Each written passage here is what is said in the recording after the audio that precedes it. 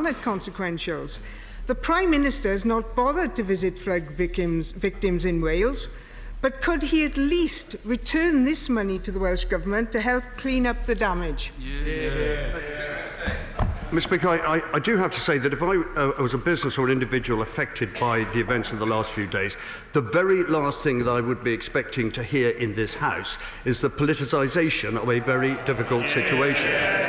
This is why, Mr. Speaker, the conversations I've had and the meetings, face-to-face meetings I've had with Mr. Drakeford, First Minister in Cardiff, have been constructive. He has at no stage made the observations that the Honourable Lady has to me.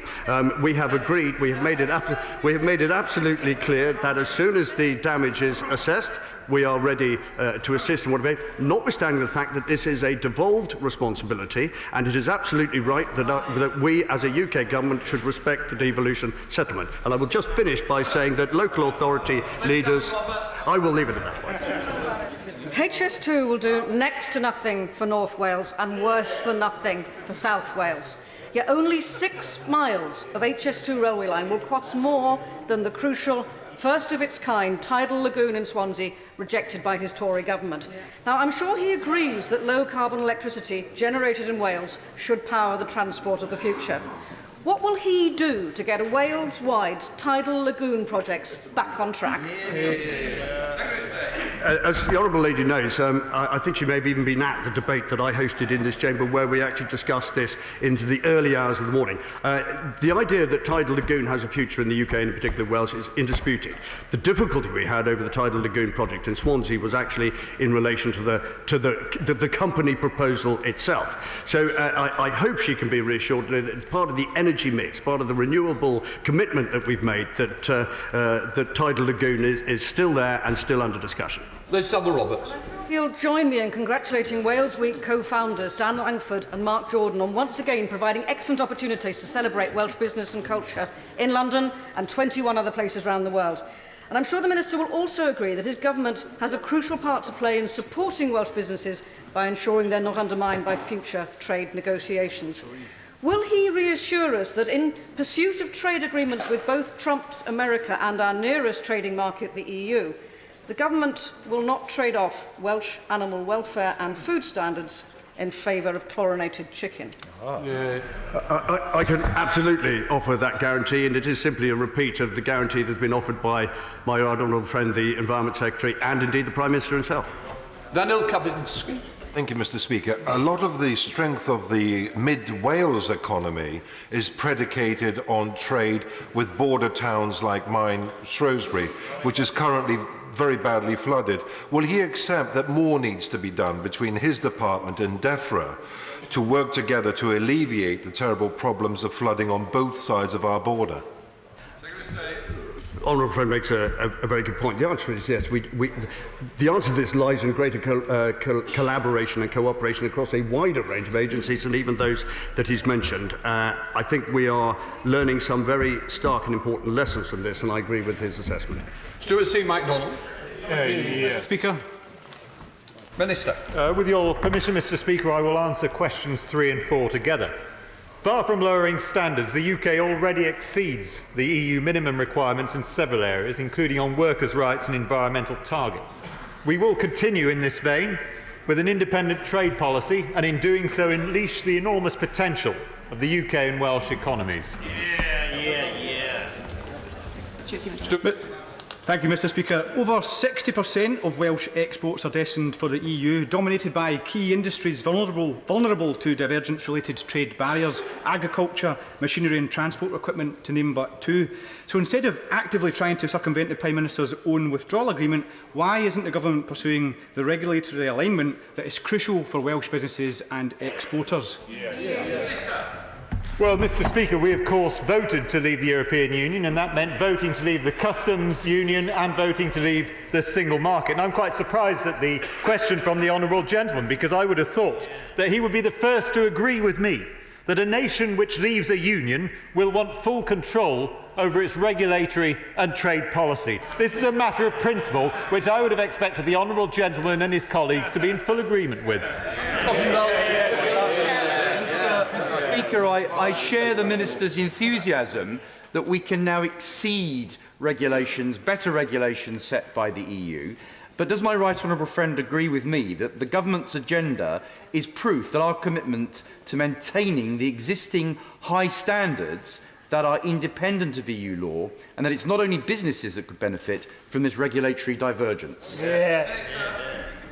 Well, I fully agree with my right honourable friend, and I think that we will be in agreement that outside of the European Union we are looking forward to exercising the freedom to set some of the highest standards in the world on animal welfare, health and safety and workers' rights, and thus make Britain one of the best places in the world in which to live, work and invest.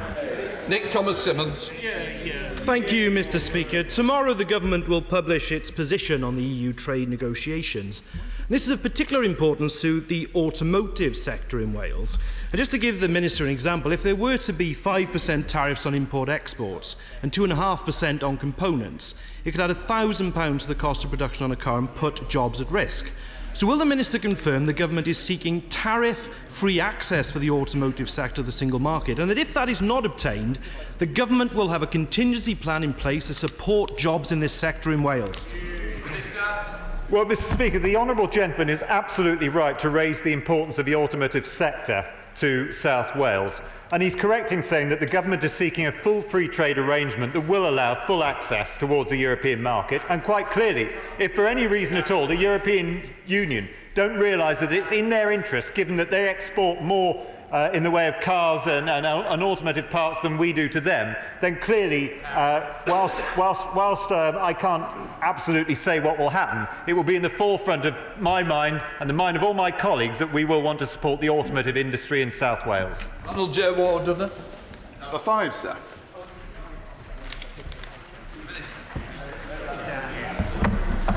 Mr. Speaker, earlier this week, we announced 2,000 extra weekday seats on cross-country trains between Cardiff and the Midlands. We've already reduced journey times by 14 minutes on the Great Western Main Line between Swansea and London, and connectivity to North Wales will benefit from the introduction of HS2, which will shorten journey times and drive economic growth throughout the region.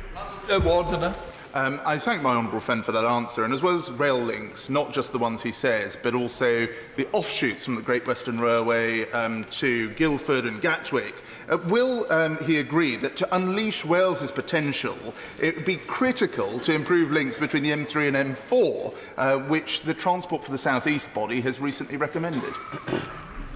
Mr. Speaker, I think the honourable gentleman is absolutely right to draw attention to the importance of the road network, and in particular the M4, in terms of increasing economic productivity in Wales. And I very much hope that honourable members on the other side of the House will be aware of the importance of the M4 and perhaps encourage the Welsh Labour government to accept the borrowing that has been made available to them to build the M4 relief road in South Wales. Kevin Brannan. Mr. Speaker, the Western Rail link to Heathrow would really help people travelling from Heathrow to South Wales. It could get passengers from Reading to Heathrow in less than 30 minutes, but progress has been badly delayed. When will the construction work on the line properly begin? Mr. Speaker, I'm unable to say when exactly it will begin, but I can assure the honourable member that it is our policy to make sure it begins, and I fully recognise the importance of those links between Heathrow and Reading, and indeed for the rail network across the whole of Wales, which has seen will see £1.5 billion spent on it during Control Period 6, and overall, of course, the honourable gentleman will welcome the fact that we are currently making the biggest investment to rail infrastructure in the country since the Victorian times. Speaker Bell.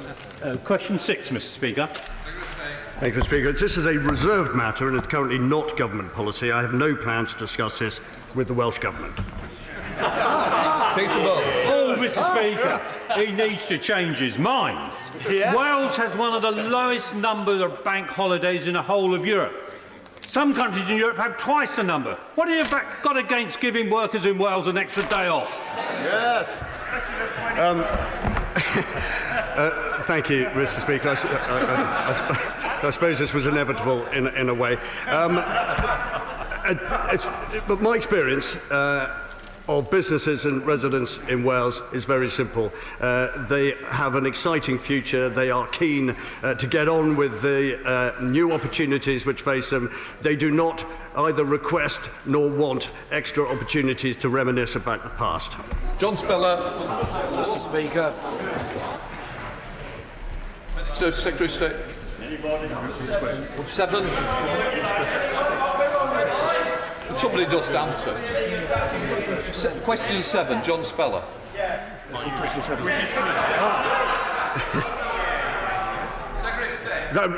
Thank you, Mr. Speaker. Apologies for the novice performance from the front bench. Now is an excellent opportunity for public bodies and government departments such as the MOD and NH to buy British goods, products and services. Projects like the £500 million F-35 repair programme in North Wales and 2 million tonnes of steel needed for HS2 have the potential to level up regions and strengthen the union. But the Minister's colleague, just in an answer a few minutes ago, was extolling the importance of the automotive industry to Wales. Yet if you look at Welsh police forces, they are buying very heavily from France and Germany. Given that we've come out of the European Union, shouldn't we be taking that opportunity in those vehicles, but right the way across public procurement, to be supporting British jobs and British workers? I can completely agree with the right honourable gentleman, and I think that opportunity is now simpler, given that we've left the European Union. And our job here and our job with Welsh Government is to make sure that those procurement rules absolutely reflect the fantastic products that Wales has to offer. David Jones. Mr. Speaker, it's a frequent complaint from Welsh construction and civil engineering firms that EU procurement regulations effectively preclude them from bidding for contracts in Wales. Can my right honourable friend confirm that when we have completed the transitional process, everything possible will be done to ensure that Welsh firms do have the chance to bid for those contracts? Absolutely, Mr. Speaker. I couldn't agree with my right honourable friend more. That's one of the great benefits of leaving the European Union. No. Jessica Morden. Mr. Speaker, if we want to maximise the benefits of HS2 for Wales, which needs around 3 million tonnes of steel and new high-speed trains, will the Secretary of State lobby the DfT to procure Welsh steel and UK steel and trains from CAF in Newport for the project? Yes, Mr. Speaker, that will definitely be an objective of the UK Government. As the Honourable Lady knows, we take the future of the steel industry in Wales extremely seriously, and I want to make sure that every opportunity that industry has to contribute to UK infrastructure projects is taken. Fair Jones. Thank you, Mr. Speaker. Crickhowell in my constituency was badly affected by last week's floods. We have a lot of small businesses struggling to get back on their feet. As well as public bodies, will the Minister join me in urging all consumers to buy British and buy local? Yeah. I know the Honourable Lady's constituency was particularly hard hit by recent weather events, and I think her recognition of that is to be commended. And I also completely agree that everything we need to do as a UK government, I keep making this point, in collaboration with our colleagues in Cardiff, will deliver the sort of result that she's looking for. Ben Lake. Speaker. Yeah. We know that for every £1 spent with a small or medium-sized enterprise, 63 pence is re-spent in the local area, compared to some 40 pence in every £1 spent with a larger chain or business. So what steps will the government take to enable public bodies in Wales to buy more local goods, products and services in the future? Thank you, Mr. Speaker. Part of the problem in the past has been the restrictions imposed on us because of our relationship with Europe. Now those terms will be changed. It will free up the opportunity for UK Government and Welsh Government to make sure that procurement rules are changed in order to unpick the problems that he's referred to. Miller. Question 8, Mr. Speaker. Mr. Speaker, I've already held constructive discussions with Welsh Government ministers on various issues, including city and regional growth deals, which have the potential to create jobs and economic growth in Wales and strengthen cross-border working to benefit both sides of the border. Thank you, Mr. Speaker. Many of the residents of Aberconway and indeed across North Wales rely on good road and rail links along the North Wales coast. Does the Minister recognise the importance of that east-west axis and the connections it offers into England for contact with their families, public services work, and dare I say it, even the crew hub as part of HS2?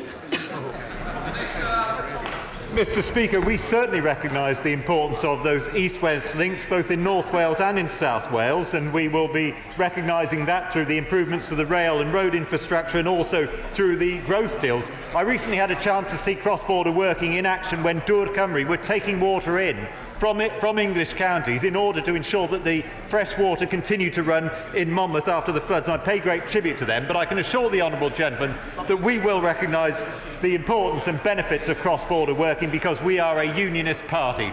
Chris Evans. As the Secretary of State will know, Henry VII landed in next door to his constituency and grew up in the Minister's constituency, Raglan Castle. He also then gained the crown at Bosworth Field. Has he thought about promoting the history of our modern royal family by creating a Henry VII trail which brought about the Tudor dynasty? Mr. Speaker, I think that's an excellent and an interesting idea. I know that the honourable gentleman is an expert on sporting history and the contribution that boxing has made in Wales. I hadn't realised he was also interested in Tudor history, and I look forward to discussing that with him outside of this chamber. Mick Williams.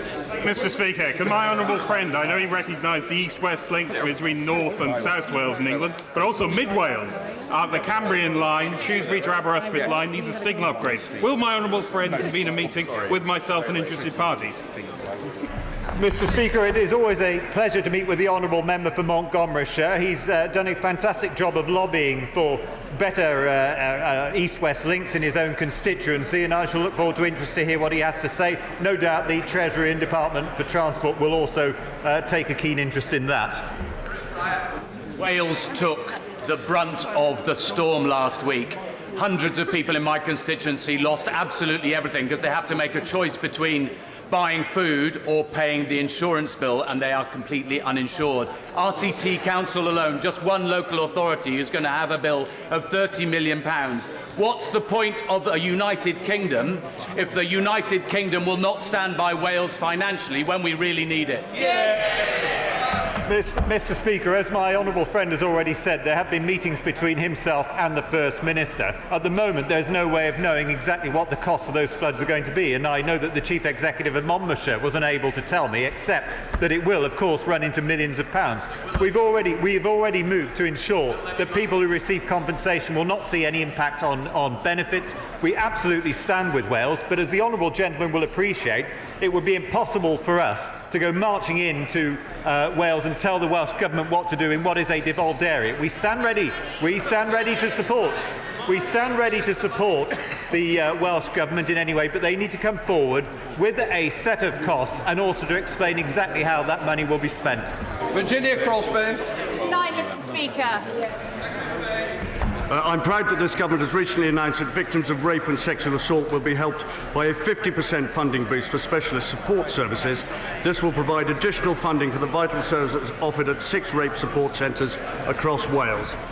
Virginia Crosby. Thank you, Mr. Speaker. Can I welcome the government announcement, which will go some way to ensuring that more people receive the support and advice that they need to recover.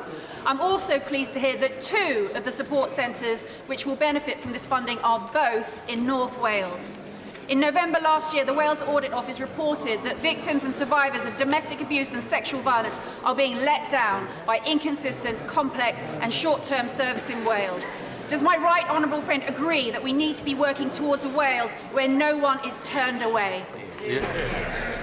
Can I reassure my honourable friend that an absolutely shared ambition and intention of UK government, and can I also commend her for bringing this to the House's attention? There are few more important issues facing us at the moment. Gareth David. Mr. Speaker, last year thousands of cases of revenge porn were brought forward to the police in Wales, and only a handful of cases went to court because victims don't have the advantage of anonymity and have got to prove malicious intent. Will he ensure he has discussions with the relevant minister on the forthcoming internet harm bill, so women in particular who are subjected to internet porn, basically pornography being thrown out onto the internet without consent, is sorted out properly? I can absolutely offer that guarantee. Alan Cairns. Mr. Speaker. Thank you, Speaker. I was fortunate enough to visit St Athan last week, where I met my right honourable friend and military personnel. My officials have been working closely with MOD and Welsh Government officials to secure the future of bases in Wales, and they are making good progress with St Athan. MOD St Athan has been designated a key element of the defence estate across the United Kingdom, but the Welsh Government are refusing our armed forces' ongoing use of their existing site. Will the Secretary of State press the First Minister of the importance not only of the obvious economic case that they bring to the community, but the role that they will play in the defence of our nation? Thank you, Mr. Speaker. I can absolutely offer that guarantee as well. I could go a little bit further than that and actually say that the blockage between MOD and Welsh Government has started to loosen. There does seem to be some progress, and I very much hope that we can achieve the objectives that he wants, which is a substantial military footprint at St Athan. Stephen Doherty.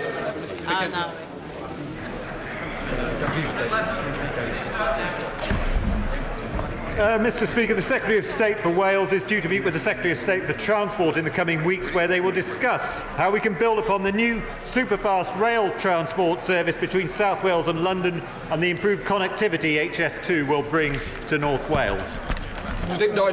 Speaker, of course, I'm talking about South Wales, but I'm sure the Minister will welcome the support that the Welsh Labour Government is giving to the St Mellons Parkway project in the east of Cardiff. Will he, in the discussions with the Secretary of State for Transport, ensure that as many cross-border services can stop from GWR, but also potentially competitors? Mr. Speaker, I think the honourable gentleman is making a very important point. I'd be very happy to discuss this with him outside, but I can absolutely assure him of the commitment to rail infrastructure in South Wales as well as in North Wales, which is why we spent an extra £1.5 billion during this control period and laid on thousands of extra seats between London and South Wales. You've got to speed up. Secretary of State. I've written to the relevant DWP Minister, and I know that he has plans to meet with local MPs and to discuss assessment centres and access in the region. The Government will support Capita to ensure that they find a suitable long-term site in North Wales. A disability centre moved to Hill without consultation is now back in my constituency in Bangor, housed temporarily in a museum. Would the Secretary of State agree with me that that is an application for the Government's disability benefit system as well? I do agree, and I've taken very seriously the observations that the honourable gentleman has made. It hasn't been satisfactory in parts, but there is now some movement, I hope, in a positive direction. Questions to Prime Minister Philip Dunn. Question number one. Prime Minister. Mr. Speaker, the whole House will want to join me in extending our condolences to the families and friends of those who sadly lost their lives as a result of Storm Ciara and Storm Dennis. I know we would also like to thank all those who are providing support to tackle the impact of these storms, including the Environment Agency, local authorities, our emergency services and our armed forces. Mr. Speaker, this morning I had meetings with ministerial colleagues and others. In addition to my duties in this House, I shall have further such meetings later today. Philip Dunn. Mr. Speaker, I'd like to associate myself with the thanks from the Prime Minister to all those helping in the aftermath of Storm Dennis. It's brought record high water levels.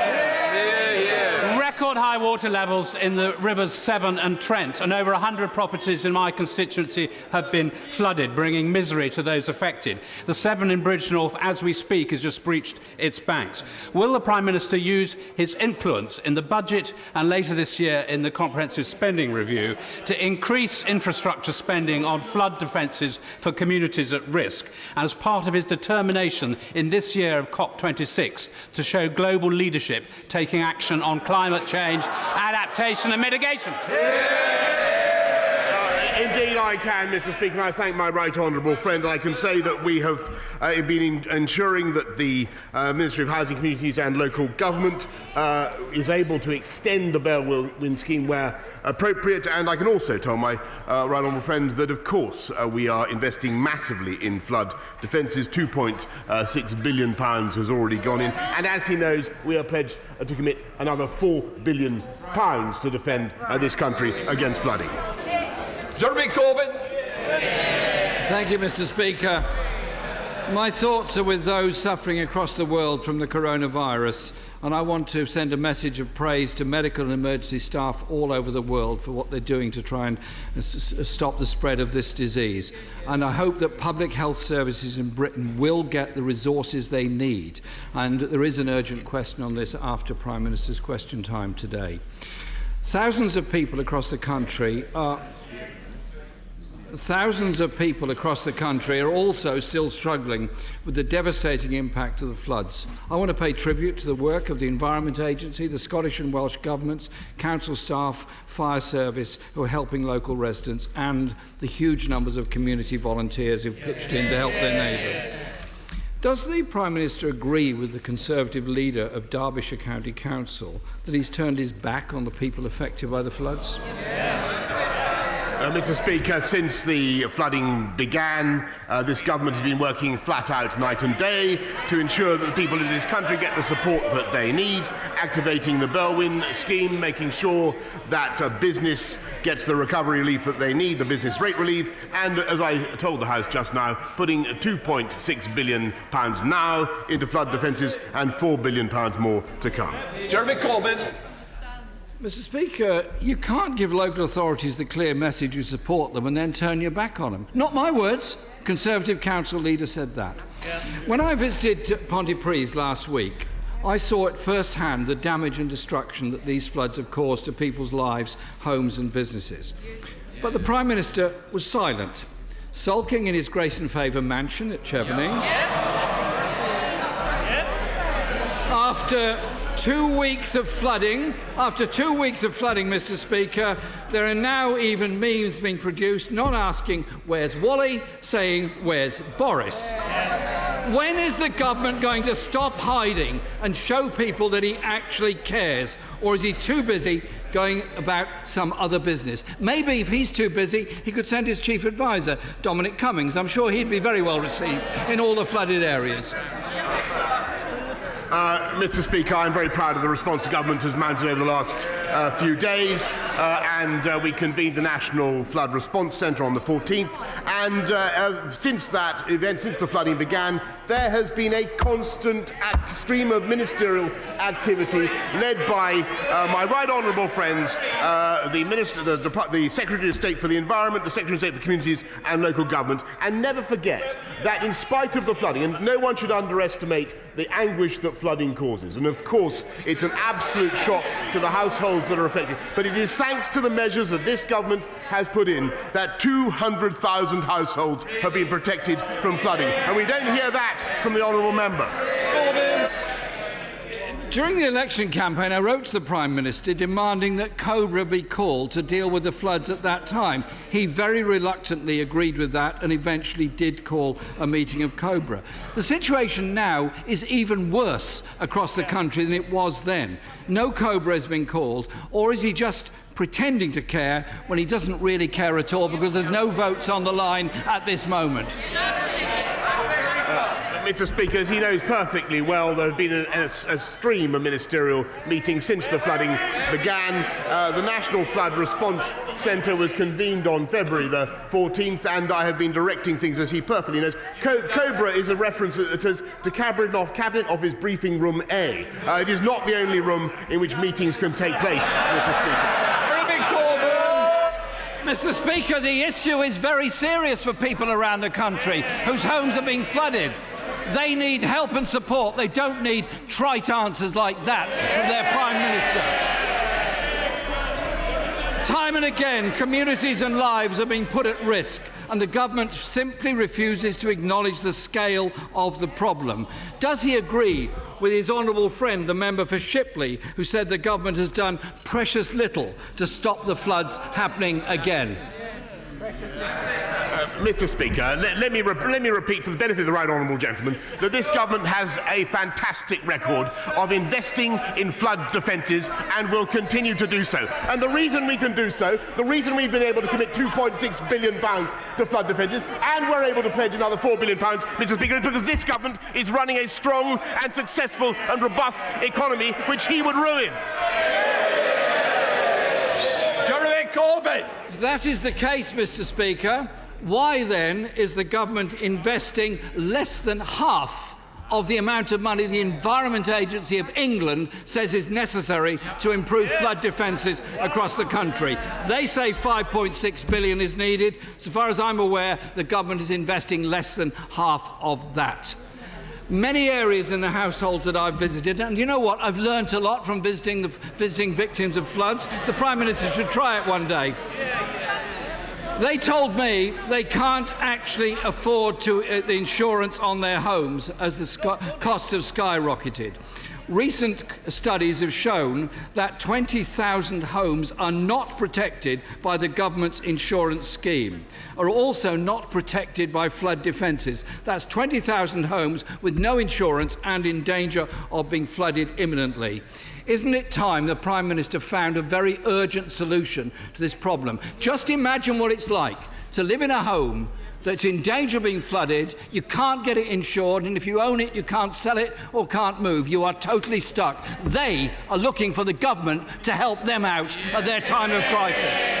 Well, Mr. Speaker, he is perfectly right in the sense that there are particular problems to do with insurance that I think anybody who's visited a flood-affected household will know. Flood Ray, on the other hand, has provided cover for over 164,000 households since 2018 and 2019. We are now looking, since last December's events, we are now looking at what we can do to protect households that do not have a proper insurance. But he also knows that there are measures in place to ensure that householders get £500 and £5,000 to compensate themselves from the worst damage that flooding can do. And that is cash that we can put in thanks to the investments that we have made in flood defences, which, believe me, would be beyond the capacities of any government led by a Corbyn, by a government led by the right honourable member. Corbyn! The Welsh Government have done their best to step up to the crisis despite the underfunding from Westminster. The Prime Minister was keen to pose for cameras when there's a crisis on during the election, but he often goes AWOL. He was late to respond to the London riots because he was on holiday. He was on a private island when the Iranian general was assassinated. And last week, he was with his head in the sands in a mansion in Kent. The MP for Calder Valley, another of his colleagues, said it's not good enough. How can the country trust a Prime Minister, a part-time Prime Minister? Last night, schmoozing Tory party donors at a very expensive black tie ball, instead of getting out there and supporting the people who are suffering because of the floods. This government needs to step up to the plate and invest in defences and ensure there is real insurance for people whose homes are being ruined by these floods as we speak. Mr. Speaker, the right honourable gentleman asked what this government has been doing in the last few days. Well, let me tell you, not only have we been investing massively in flood defences and compensating those who suffered from flooding, but we've been stopping the early release of terrorists. We've restored the nurses' bursary. We're beginning work on 40 new hospitals. We're recruiting 20,000 more police officers. And we can do that, Mr. Speaker, because we have a strong and dynamic economy with employment at record highs, unemployment down to the lowest levels since the early 70s, wages going up, home ownership up. And what are they doing, Mr. Speaker? They're still deciding. Listen to them jabbering away, Mr. Speaker. Jabbering away. I think we'll have a little bit more silence on the second round, Prime Minister. Quite right, Mr. Speaker. Jabbering away because they still can't decide whether or not they want to be in the European Union. And the hottest topic of debate in the Labour Party is what job should the right honourable gentleman have in the shadow cabinet after the leadership election. Mr. Speaker, they are engaging themselves in narcissistic debate about the Labour Party. We are getting on in delivering on the people's priorities. The Prime Minister will be aware of the concern in settled rural communities such as those in North East Hertfordshire because of intentional, unauthorised development of travellers' sites. This leads to large numbers of lorries, large numbers of caravans coming onto land where there's no planning permission, and then subsequently the ignoring of enforcement when the local authority tries to intervene. The government has said that it will bring forward measures to try and tackle these planning issues. Will the Prime Minister put his authority behind this and get it sorted out? Mr. Speaker, I take that issue very seriously, and I thank my right honourable friend for raising it. We're giving local authorities more powers to reject intentional, unauthorised development, and we will be consulting on the details of those proposals in a forthcoming white paper, and I hope that he will contribute to those consultations. In Blackfoot. Thank you, Mr. Speaker. This week, we learned that 40% of small businesses in Scotland employ more than one EU national. Mr. Speaker, immigration is crucial for Scotland's economy. So it's no wonder that the Scottish Government's proposals for a Scottish visa system have been universally welcomed by businesses and charities alike. Even the Scottish Tories think it's a good idea. The Prime Minister rejected these proposals within a few short hours. Does he now admit this was a mistake? Mr. Speaker, it was not only I who rejected the proposal, but also, of course, the Migration Advisory Committee, and that is because we are bringing forward a very sensible proposal which the people of this country have long desired, whereby we take back control of our immigration system with a points-based system, and we will ensure, because the right honourable gentleman has an important concerns to raise, we will ensure that everywhere in this country, all businesses, all agricultural sectors, all the fishing communities in this country will be able to access the labour and the workforce that they need under our points-based system. But what will be the height of insanity, Mr. Speaker, would be to proceed with the SNP's solution of a border at Berwick between England and Scotland. Once again, the Prime Minister shows he is utterly delusional. Let's look at the reality.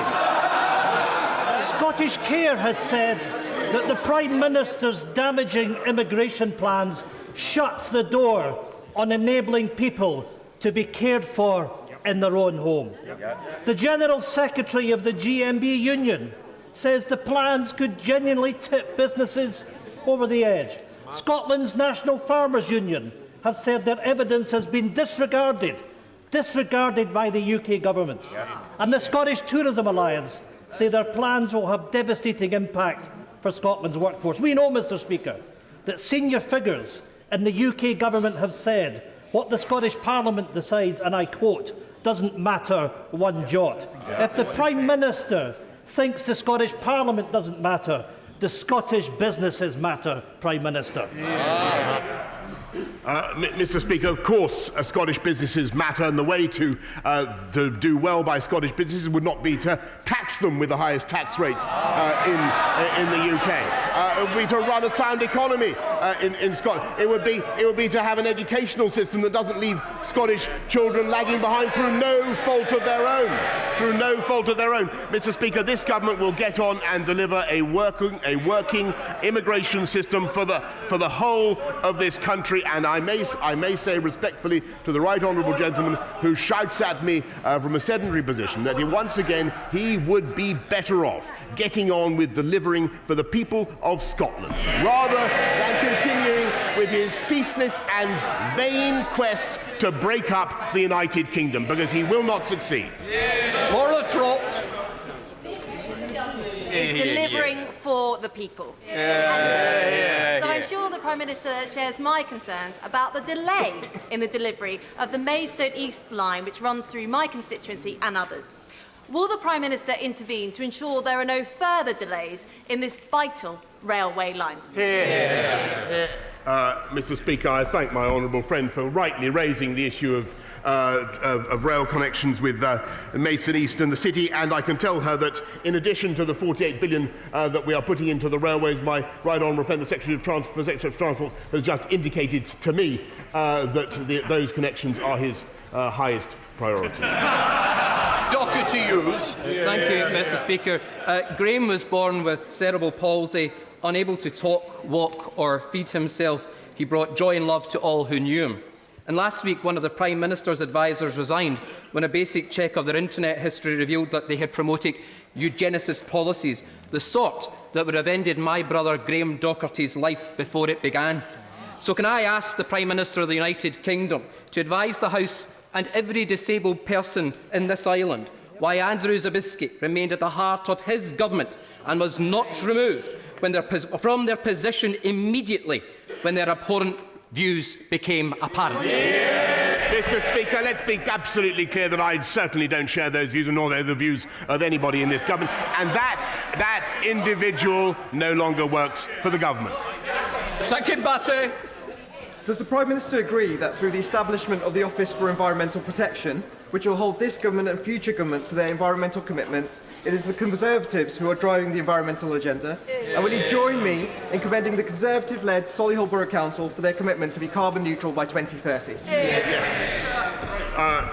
Mr. Speaker, it of course brings me a great joy to congratulate Solihull Borough Council on their path-breaking leadership. Of course, they are following in the footsteps of the national government and Right Honourable Lady for Maidenhead, who led the way in setting a carbon zero target by 2050. This Conservative government is going to leave our country, our environment, in a better state for the next generation. Thank you, Mr. Speaker. I have a pregnant constituent with her due date in the next couple of weeks. She is currently on universal credit, and after deductions, including an advance, she is left with a grand sum of £111 a month to feed herself, to heat her home and to prepare for her child. Now, I know the Prime Minister will likely want more details about this case and will be happy to help, but I want to ask him, in principle, as the Prime Minister, does he think that £111 a month is enough for anyone to live on? Well, Mr. Speaker, I'm of course very happy indeed to look at the case and to do whatever we can to help with the individual case. But I must say to her that in the round, universal credit has helped and is helping 200,000 people into work. There is an estimated 1 million disabled households who will get around £100 more per month as a result of universal credit. And I'm proud to stand by a record of helping people into work and off welfare. But as I said to her before, I'm more than happy to look at the case, and the answer to her question in a word is no. Ben Bradley. Mr. Speaker, does my right honourable friend agree with me that the people of Mansfield, who, like many millions across the country, previously voted Labour but now put their faith in a Conservative government to deliver, are not in fact traitors, as they've been branded by members of the party opposite this week, but in fact this government and members on this side of the House respect these hard-working people and communities. We respect their choices and we will deliver for them. Well, Mr. Speaker, I'm not going to comment on the vituperation that is meted out by the party opposite, but what I will say is that all voters should be treated with respect and with humility. And I congratulate him on the hard work he's doing for the people of Mansfield. £10 million for West Nottinghamshire College, £20 million for road improvements, £5 million for proactive lung health screenings, and up to £50 million in a town New Deal and future high streets funding. In my view, the people of Mansfield are well served by my honourable friend. Kate Osborne. Mr. Speaker, like many other sub-postmasters, my constituent, Chris Head, was victim to the Post Office Horizon IT system scandal. These errors have resulted in bankruptcy, imprisonment and even suicides. Will the Prime Minister today assure Chris and others that he will commit to launching an independent inquiry? Mr. Speaker, I am indeed aware of the scandal to which she alludes and the disaster that has befallen many post office workers, and I'm happy, and I've met some of them myself. I'm happy to commit to getting to the bottom of the matter in the way that she recommends. Brilliant, Kate. If you live in one of the rural villages in my constituency, it can take a whole day to travel to and from a hospital appointment because bus services are so few and far between. As a fellow bus enthusiast, will my right honourable friend assure me that some of the £5 billion in the pipeline for bus services will go towards improving routes in Penistone and Stocksbridge. Mr. Speaker, my honourable friend is absolutely right about the vital importance of buses and their transformative power. But as for the detail about what will happen in Penistone and Stockbridge, she will have to await the upcoming national bus strategy, which will be along very shortly. Mr. Speaker, before the last successful climate change talks in 2015 in Paris, I led the British preparations, including delegations of the 3 preceding UN climate talks. Global action on climate change only happens when the host nation engages with the world's largest nations in advance at the highest political level. So as the host of the 2020 climate talks, will the Prime Minister today publicly commit himself to meeting President Xi of China, Prime Minister Modi of India and US President Trump to secure for the Glasgow talks global action on the climate emergency? I'm grateful to the right honourable gentleman. I can tell him and tell the House that, of course, I've already engaged just last week with President Xi of China, repeatedly with President Modi of India, Prime Minister Modi of India, and also, of course, already on this subject with President Trump. But there will be an intensifying drumbeat of activity in the run-up to Glasgow. Thank you. No doubt remember with the same fondness the conversations that we had when he was outlining his plan for global Britain. I welcome very much what he has been saying about the defence review that is now planned and his priority on having a strategy-first, foreign policy-led review. Will he please make a statement to this House so that the views of this House can be heard, bringing together trade, aid, defence, foreign affairs and, of course, defence? I can, of course, give that commitment when the moment is right, Mr. Speaker. The Prime Minister has a laundry list of climate promises. No doubt he'll read them out shortly, but he can't escape the fact that net zero won't be reached until 2099 on current rate of progress, not the 2050 he claims, let alone the 2030 we probably need. Even JP Morgan says human life as we know it is under threat. He can't be a climate denier, can he? So when will he take climate crisis seriously? Mr. Speaker, these aren't promises, these are what we've already done.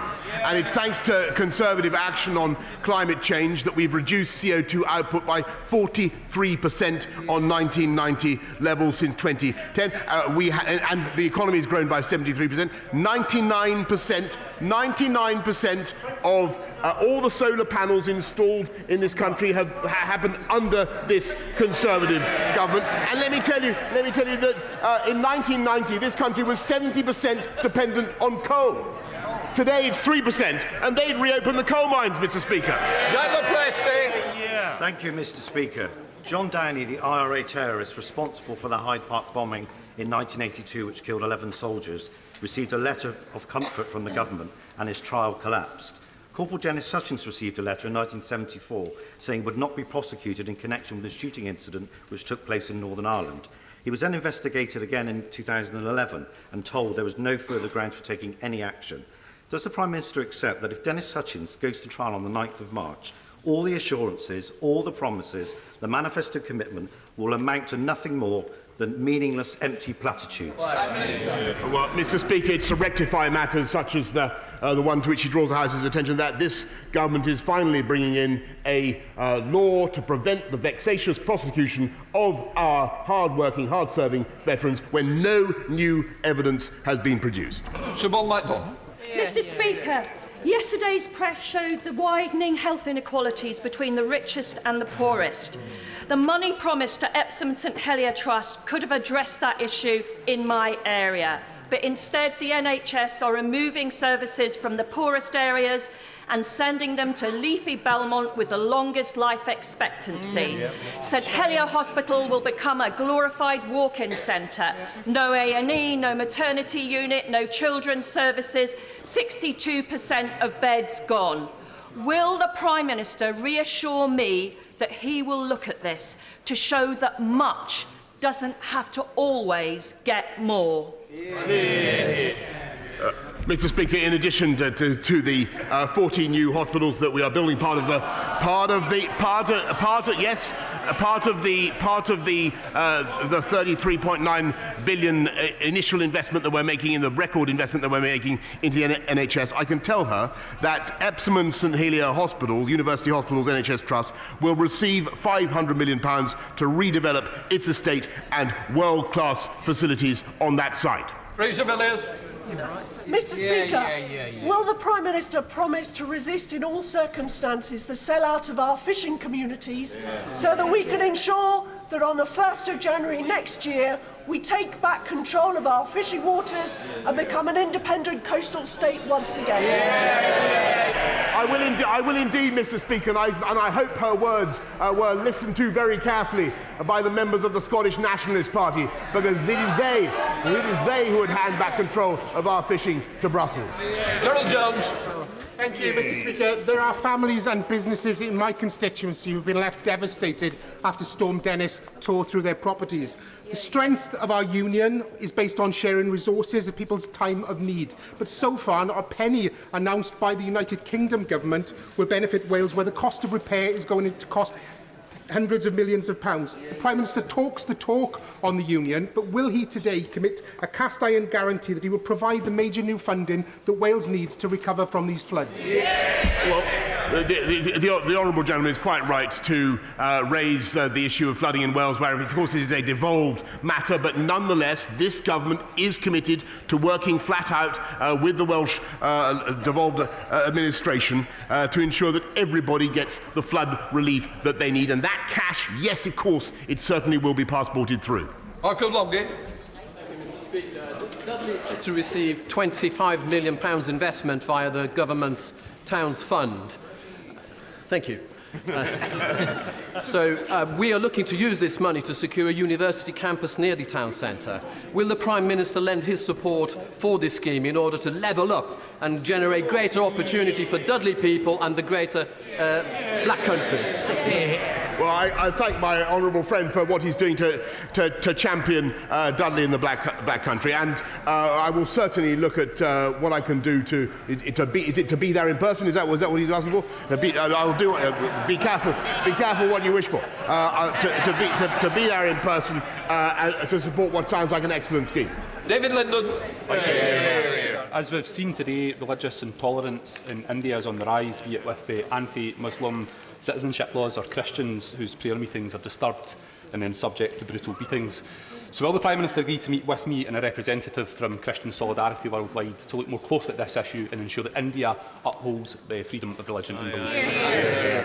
Mr. Speaker, the honourable gentleman raises an absolutely crucial issue which I'm particularly concerned to defend and advance myself, and that's why I was very pleased to appoint my honourable friend, the member for Gillingham and Rainham, to be our special envoy for freedom and religious belief, and to protect those of a Christian faith in India and indeed around the world. I'm more than happy to meet the honourable gentleman.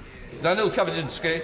Thank you, Mr. Speaker. The Prime Minister will know of the appalling misery that the residents of Shrewsbury are facing with the deluges of floods that have affected our town. I'm very pleased that the Minister for Flooding, our honourable friend, the member for Taunton Deane, is visiting Shrewsbury tomorrow. She's doing an excellent job. But will the Prime Minister ensure that the proposals put forward to government for a more holistic approach to managing the River Severn are looked upon seriously, because Shrewsbury cannot continue to suffer this level of economic damage with repeated floods? Mr. Speaker, my honourable friend is absolutely right to raise the concerns of the people of Shrewsbury in the way that he does, and everybody can see how serious the problem is now with the Severn, and I will ensure that the Department of the Environment working with the Environment Agency, takes the necessary steps. Mr. Speaker, Sir Michael Marmot's damning findings outline the devastating impact that a decade of this government's cuts has had on a constituency like mine in Gateshead. Since 2010, Gateshead Council's spending power has been cut in real terms by around 50%, or £160 million per year. Our local safety net has been removed. What does the Prime Minister intend to do as a matter of urgency to reduce the stark and worsening health and life expectancy inequality between North and South, rich and poor, so that people in the poorest areas of my constituency can expect to live as healthily and as long as those in the most affluent areas of his constituency? Well, Mr. Speaker, actually I have the highest respect for Professor Marmot and did a lot of work with him in London, and where we did a huge amount to reduce health inequalities and inequalities in life expectancy. But there is more to be done, and I do not deny it. And that is why this government is absolutely committed to uniting and levelling up across our country, with the biggest ever investments in the NHS, with massive investments in education and, of course, in early years provision. And I make absolutely no apology for the campaign for levelling up that we are about to undertake. And I just repeat my point to the House. There is only one way that we can fund this, only one way we can achieve this, and that is to have a strong and dynamic economy. And I would rather have a country and a society where we believed in hope and opportunity and the importance of work rather than welfare and benefits. And that is our approach. Order. I have granted leave to the Right Honourable Member for Bromsgrove to make a personal statement following his resignation from government. I remind the House that there can be no debate arising from such statements nor interventions. I call Sajid Javid, the Right Honourable Member. Thank you, Mr. Speaker. It has been 8 years since I last stood to speak as a backbencher, and it is a privilege to do so again. When I left these benches, it was to become a minister in the Treasury, and it seems apt that I went back to whence I came, the circle of life. I'm very proud to represent the good people of Bromsgrove, and I will, of course, continue to do so. I will also continue to champion the causes that I believe in most, albeit from outside the government. I confess that I had hoped to have a little longer to make a difference from the inside. So, with thanks for your permission to speak, Mr. Speaker, I thought it would be appropriate to briefly explain first to the House why I felt that I had to resign as Chancellor of the Exchequer. I would also like to take this opportunity to thank all those colleagues in this chamber and beyond for their messages of thanks in the last 2 weeks. And I want to take the opportunity too to thank my family for their love and patience over the last few years. Yeah. I came into politics, Mr. Speaker, to give something back to the country that has given me so much. And while I do not intend this to be my last chapter in public life, in whichever form that may take, I'm immensely grateful for the trust and the support of colleagues in all the roles that I have had. After first holding 2 ministerial positions within the Treasury and then returning as Chancellor, I've had the huge privilege of running 4 departments. Each taught me more than the last, and it shaped my understanding of government. I can look back and say to myself, very sincerely, that I have never once made a decision, or indeed given advice on a decision, that I did not believe was in the national interest. You see, Britain's democracy and economy are strong because of its institutions and its people. Conservatives especially believe that no particular person, or even a government, has a monopoly on the best ideas.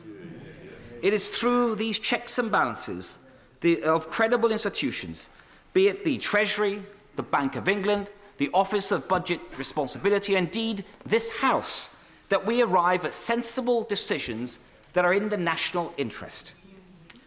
Now, when reflecting on the dynamic between number 10 and number 11, it is natural to look at past relationships. There is no one size that fits.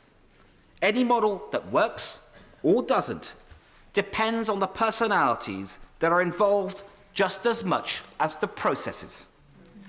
It depends on the mutual respect and trust that allows for constructive, creative tension between teams. And it is that creative, that dynamic, that it has always been the case that advisors advise, ministers decide, and ministers decide on their advisors. I couldn't see why the Treasury, with the vital role that it plays, should be the exception to that. A Chancellor, like all Cabinet Ministers, has to be able to give candid advice to a Prime Minister so he is speaking truth to power. I believe that the arrangement proposed would significantly inhibit that, and it would not have been in the national interest. So while I was grateful for the continued trust of the Prime Minister in wanting to reappoint me, I'm afraid that these were conditions that I could not accept in good conscience. Now, I don't intend to dwell further on all the details and the personalities.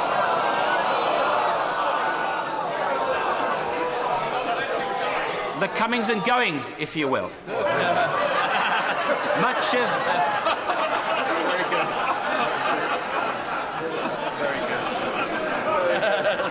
Now, Mr. Speaker, much of this commentary was just gossip and distraction, and now it is in the past.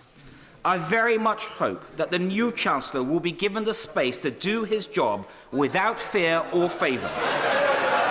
And I know this, Mr. Speaker, that my right honourable friend for Richmond is more than capable of rising to the challenge. He worked for me as a local government minister and as Chief Secretary, and I could not have asked for a better working relationship. Indeed, I had lobbied the PM for him to be given the role of Chief Secretary and to keep it at the recent reshuffle, but I didn't get my way on that one. So, my right honourable friend, the Prime Minister, has won a huge mandate to transform our country, and already he is off to a great start, ending the parliamentary paralysis, defeating the radical left, getting Brexit done, a points-based immigration system, and an infrastructure revolution. Now, our party, our government, has a huge opportunity and a responsibility ahead. We need a resolute focus on long-term outcomes and delivery, not short-term headlines. The Treasury as an institution, as an economic ministry, should be the engine that drives this new agenda.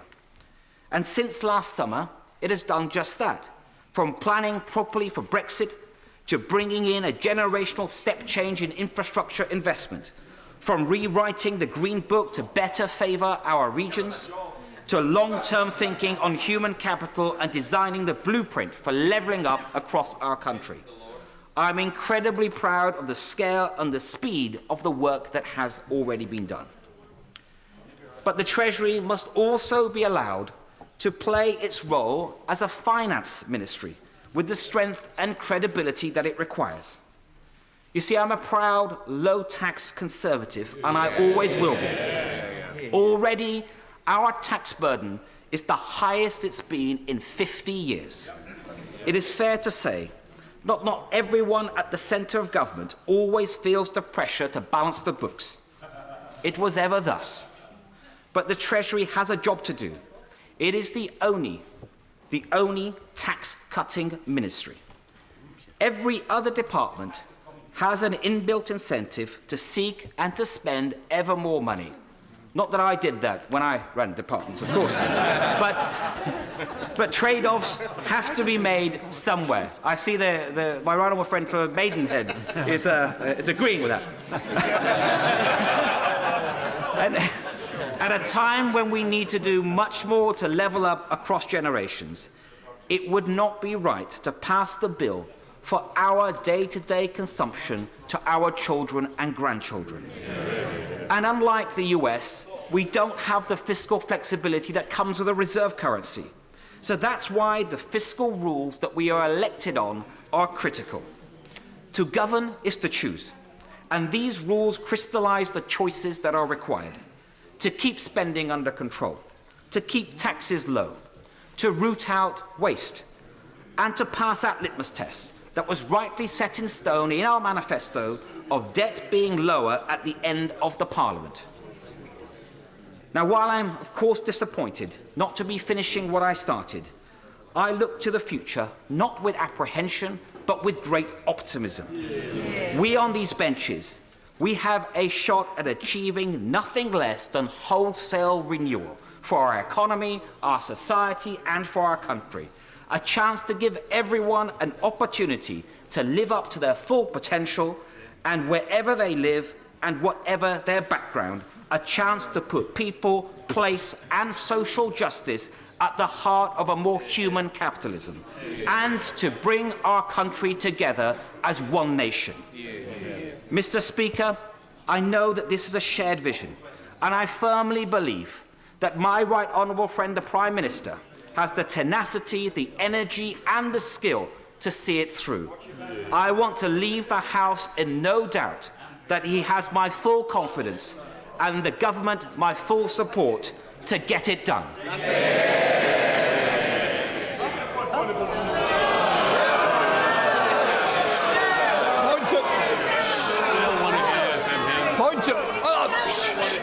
Just sit down. Point of order, Prime Minister. Mr. Speaker, would it be in order for me to thank my right honourable friend for the grace with which he has just spoken, for his immense service to this country in several departments, and to remind my right honourable friend that he has friends and admirers on all sides of this House of Commons. As the Prime Minister knows, he is correct, it's not a point of order, but I'm sure it will be on the record. No. I'm not going to take any more points of orders because they're coming. Because I want to get this statement underway. Points of order will follow. We now come to ministerial statement. Secretary of State for Health and Social Care. Secretary of State Matt Hancock.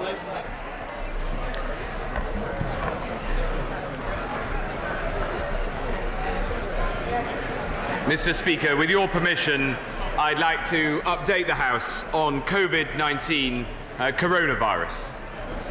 Mr. Speaker, as of this morning, 7,132 people in the UK have been tested for the virus. So far, 13 people in the UK have tested positive, of whom 8 now have been discharged from hospital. We expect more cases here. As planned, 115 people left supported isolation at Kents Hill Park in Milton Keynes on the 23rd of February. All tested negative for COVID-19. On Saturday, 32 people from the Diamond Princess cruise ship were repatriated and taken to Arrow Park, where they'll remain in supported isolation, and 4 of those have tested positive and been transferred to specialist centres.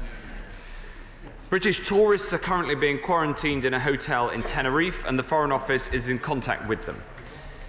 Mr. Speaker, we have a clear 4-part plan to respond to the outbreak of this disease: contain, delay, research and mitigate. We're taking all necessary measures to minimise the risks to the public. We've put in place enhanced monitoring measures at UK airports, and health information is available at all international airports, ports and international train stations.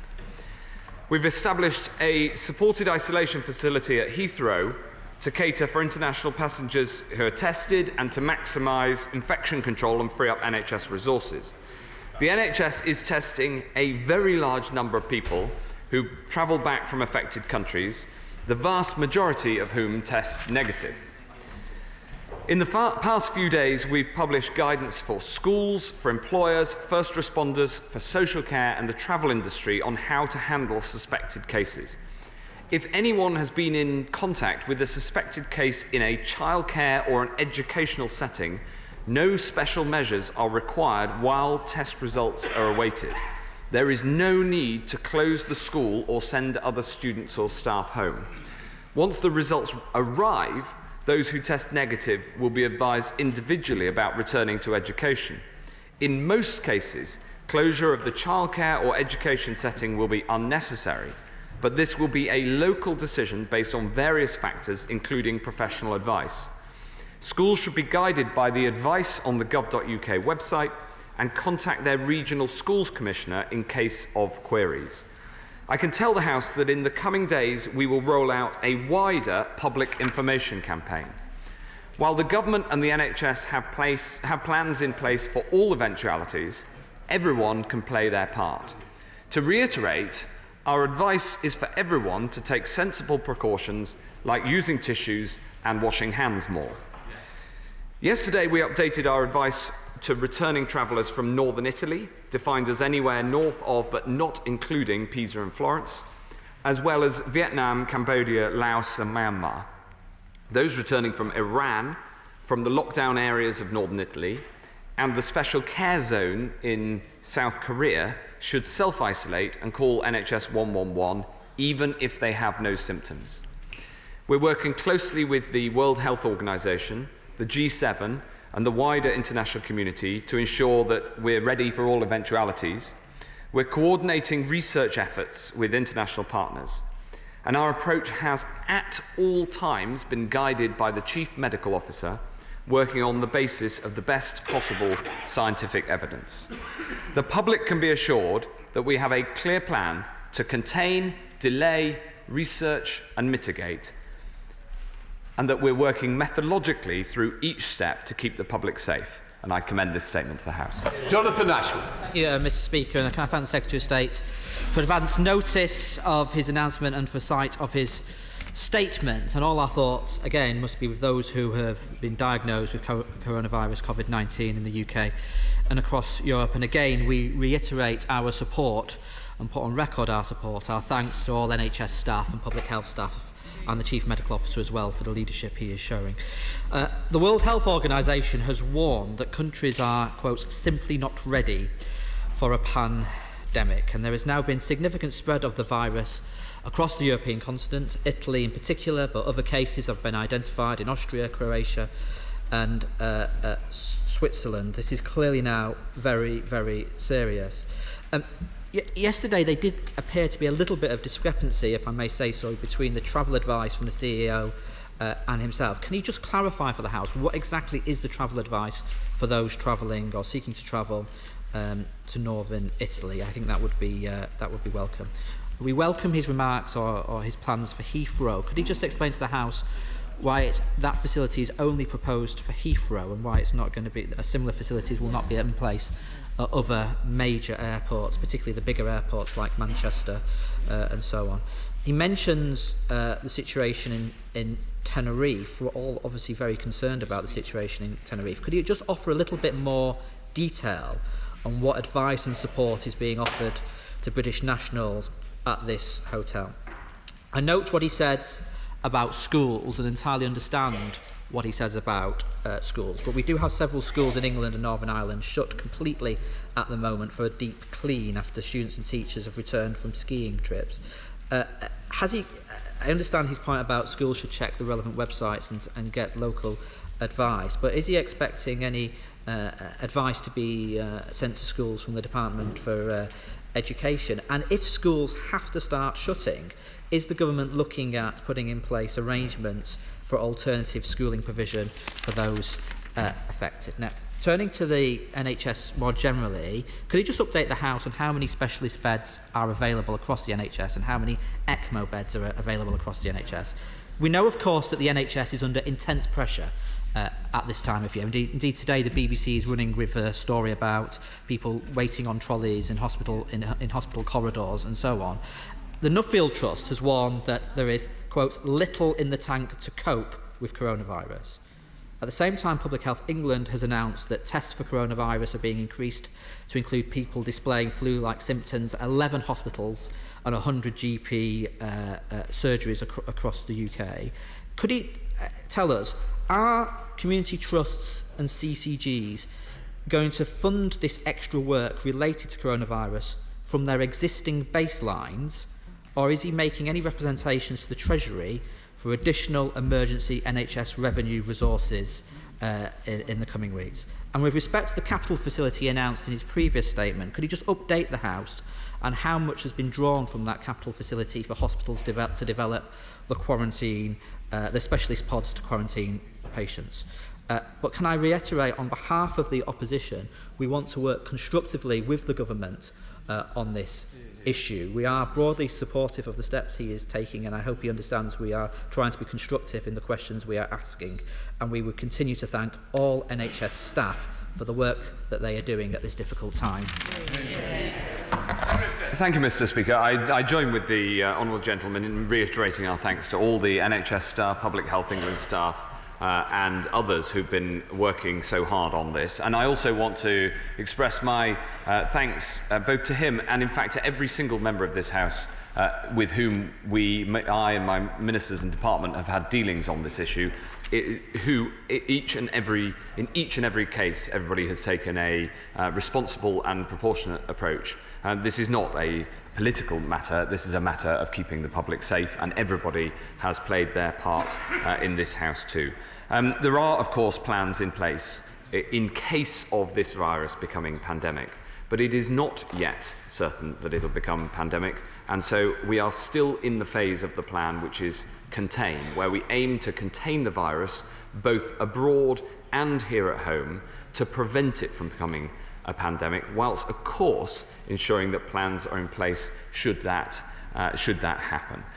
On the specific point of the advice on travel to Italy, all but essential travel is not recommended to the quarantined areas of northern Italy, and the advice of those returning from northern Italy is very clear, which is that if you're coming back from the quarantined areas, then please self-isolate, and if you're coming back from the whole of northern Italy, then please self-isolate if you have symptoms. I hope that advice is very clear, and it's also available on the website. He asked the question about Heathrow. We've expanded the availability of supported isolation facilities because just having Arrow Park and the Milton Keynes facility available is not appropriate for individual travellers who we think need to be quarantined. At the moment, those numbers are low, which is why we only need one facility. We've chosen one near Heathrow because that's simply the point of the biggest throughput. But of course, we don't rule out rolling that out more broadly if we think it's necessary. He asked about advice to schools. We have repeatedly issued advice to schools, which goes from the Department for Education. I'm glad to see the Minister for Schools in his place.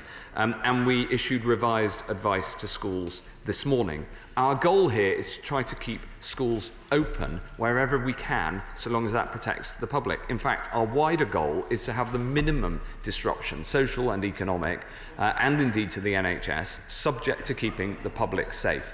And the message that we do not have a policy of blanket closures of schools is a really important one, and that unless there is specific professional advice, or unless there is, and certainly until there is a positive test, then schools should stay open, should follow the advice on the gov.uk website, and if they have queries, should contact their regional schools commissioner. He asked also about the availability of testing. We now have testing sites at all A&E facilities as far as we know, across England. But we're also planning to introduce home testing, and some of this has started already, so that people don't have to go to the pod in front of A&E, which have been put there to ensure people don't go actually into A&E, where they might infect others. But home testing is the safest place to be tested, because then you don't have to go anywhere, and that will allow us to roll out testing to a much larger number of people as well. Finally, he asked about funding available. Funding is available from the Treasury. We've used it so far for capital funding, but this obviously remains an issue we keep under review. Greg Clark, and I'm expecting to run this to about around 1:30. Greg. Thank you, Mr. Speaker. Can I ask my right honourable friend whether the rollout of diagnostic testing facilities to 11 laboratories in the UK has now been completed? And does he have plans to extend that coverage if there is a need to, if there were to be a wider outbreak? There has been a rollout to a wider number of laboratories, and we also have plans that we're working through at the moment for wider commercial diagnostic testing, and we're working with around a dozen private companies to ensure that we get rollout to using private diagnostic testing companies, not least because there is globally a search for essentially a by the side of the bed testing capability. At the moment, all testing is done in labs, which means you have to take the swab, take it to the lab, and then get the result. Where we want to get to is that you can have testing capabilities, the bit of kit, sitting by the bedside of the patient, so that tests can be done and run on site. There is a global search for that capability. It does not yet exist. We're putting funding and support into making it happen, and I very much hope that we can come to that solution quite soon. Dr. Philippa Whitman. Thank you very much, Mr. Speaker. Worldwide, obviously, we're looking at about 80,000 cases, which is 10 times the number that we saw with SARS, suggesting this is a very infectious condition. So will the UK government liaise with international partners to ensure accurate reporting? Because it will be critical to map the spread of this, and there will be a danger some countries underreport because they will be afraid of economic impacts. Is any consideration being given to using actually thermal detection technology at Heathrow, so that actually that could be spread across more sites? Because we can no longer just think it's only people coming from a few countries. Really, people can be following different routes, and therefore almost everyone would need to be screened who's coming in. Obviously, preventing or containing the initial spread, as the Secretary of State spoke about, there's only a very small window of opportunity where that is possible. And one of my concerns I raised the last time is not self-isolating asymptomatic people, particularly when we're aware that the case that spread to others in the UK was someone who was not significantly symptomatic. We don't know what the prodromal phase is, and therefore people could be spreading this condition when we don't know. So the advice really needs to be clear. Does he recognise the confusion there is now that if you're coming back from certain parts of North Italy, you must self-isolate even if asymptomatic, but if you're coming from China, you don't need to self-isolate if you're asymptomatic? And I think that's really causing confusion, and we may end up behind the curve when, if containment is going to work, you have to be ahead of the curve. Obviously, self-isolating does not count as illness. So will the government send a clear message to employers so that those who are advised to self-isolate will still be paid or receive sickness cover? Because otherwise there will be people who will feel they must go to work because they simply can't afford to have no income for 2 weeks. Now, the Secretary of State suggested he wouldn't go to wider northern Italy, and the Chief Medical Officer suggested people with health conditions shouldn't. But travel insurance only kicks in if the Foreign and Commonwealth Office gives a very clear guidance. So will that guidance be changed to actually make it that people shouldn't be travelling to wider northern Italy and indeed other areas, so that people are again not disadvantaged by not having travel insurance if they choose not to put themselves, and indeed all of us, at risk of spread? Thank you. Mr. Speaker, the Honourable Lady is right about concerns about underreporting, especially in some countries.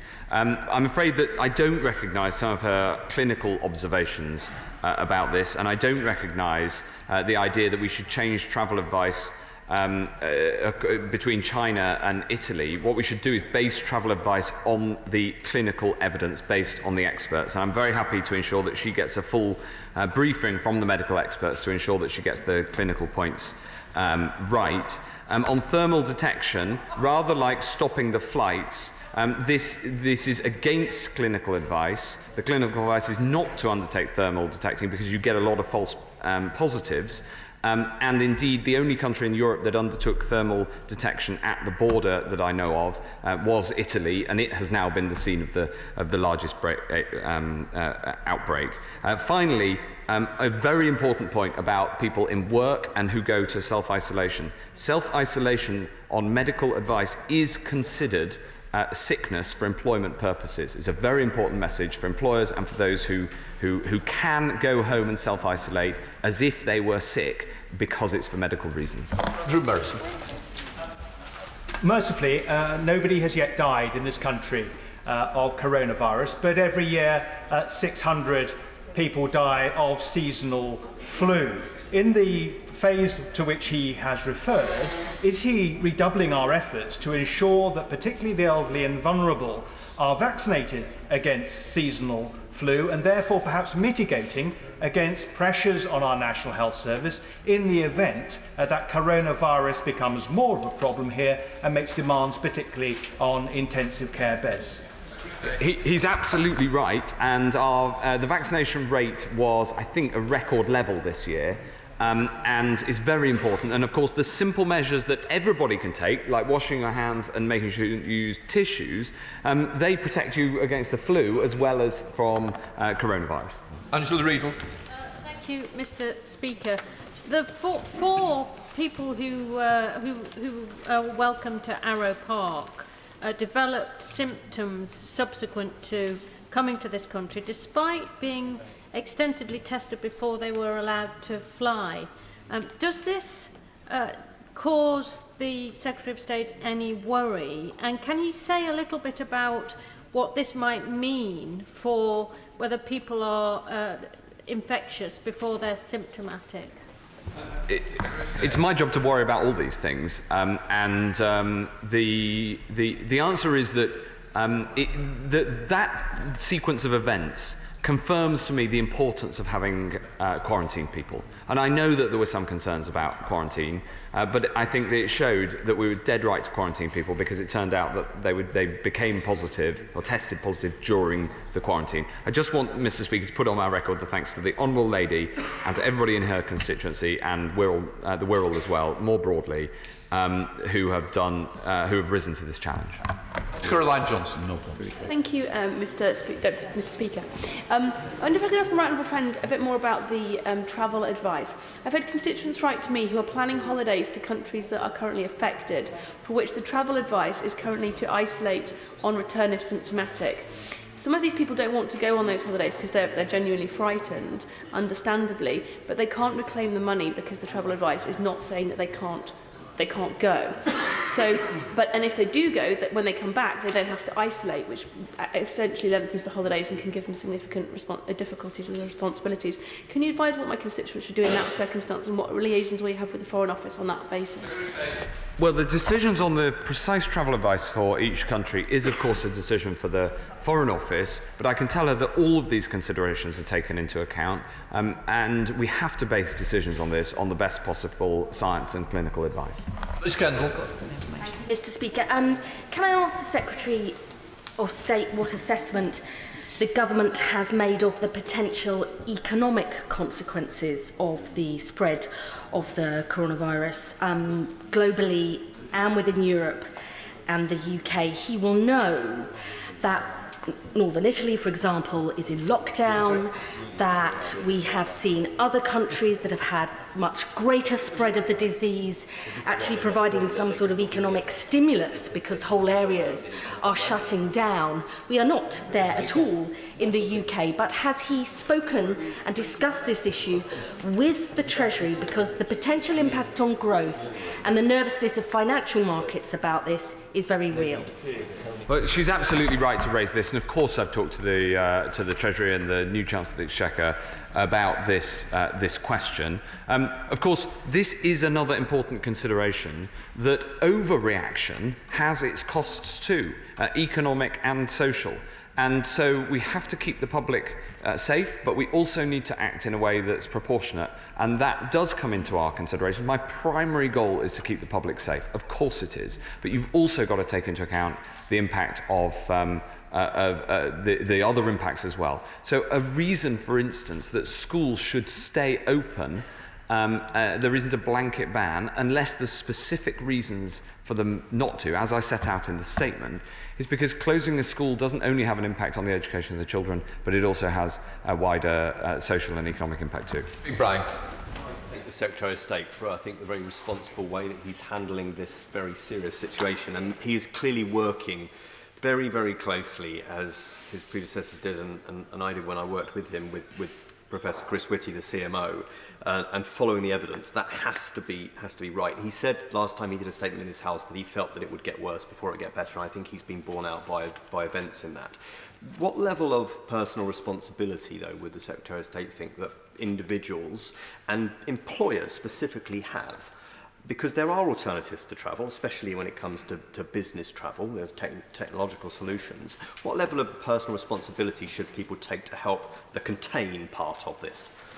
I think this is a very wise question. My honourable friend is absolutely right to ask it, because while of course the NHS has a very important role to play in responding to this crisis, and of course PHE is leading the public health response and doing it brilliantly, and Professor Chris Whitty as Chief Medical Officer has done an amazing job over the past 2 months on this and is one of the finest epidemiologists in the world.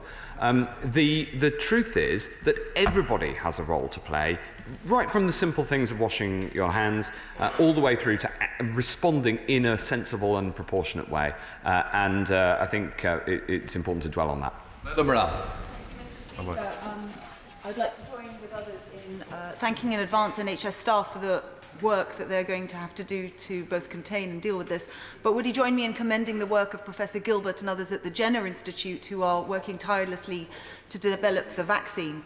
As he said in his statement, the NHS 111 service is now in effect the frontline service. We may have received, all of us, text messages from our GP surgeries saying to contact them first. Could I ask the Secretary of State, what are we doing to ensure they are properly staffed, properly trained? And just very finally, Mr. Speaker, this is very important, would he join me in condemning those who are hurling racist abuse at some British Asians, both in Oxford and elsewhere, because of worry that you can racially profile those who may have this, and that is not acceptable, and we need to all calm down.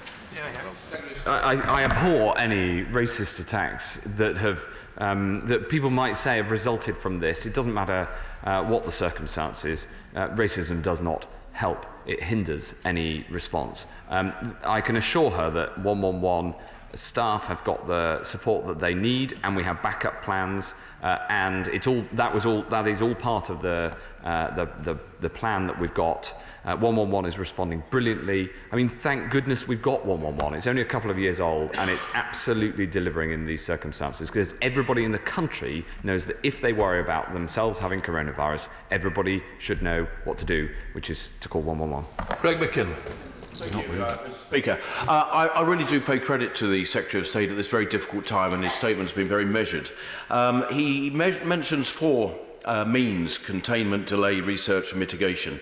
Obviously, containment and delay comes with it serious economic and social disruption. We're seeing that in the markets at the moment.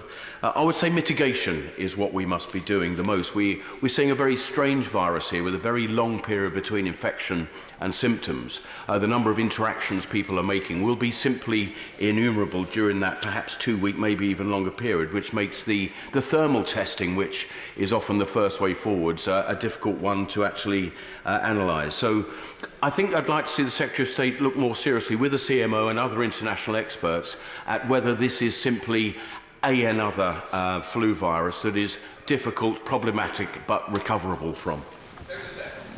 Thank you. I will certainly do that. I would just, and I agree with him on the importance of mitigation. I mean, the mitigation strand is really about should this become a full-scale pandemic, and the very significant impact that that would have on the country, including, of course, on the NHS. I would also just pick him up on the delay strand of this work is that even if we don't succeed in containing this, we want to delay its arrival so that it doesn't all arrive in one big peak, but arrives over time, so that we can better cope with it. That's what the delay strand is all about. And of course, the contain strand is about trying to stop that from happening at all.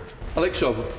Thank you, Mr. Speaker. As the House knows, I was in self-isolation last week because Harry Horton of ITV alerted me to the fact that there had been a confirmed case at the UK Bus Summit, which I attended. When I rang 111, the advice was, if I'd been in contact with the person who had coronavirus, I should self-isolate. If I hadn't, I wouldn't. But no agency could confirm or deny whether I'd been in contact or not. So more work on tracking needs to be done. Will the Secretary of State consider, for instance, like the Chinese government, developing a tracking app to help people in that situation?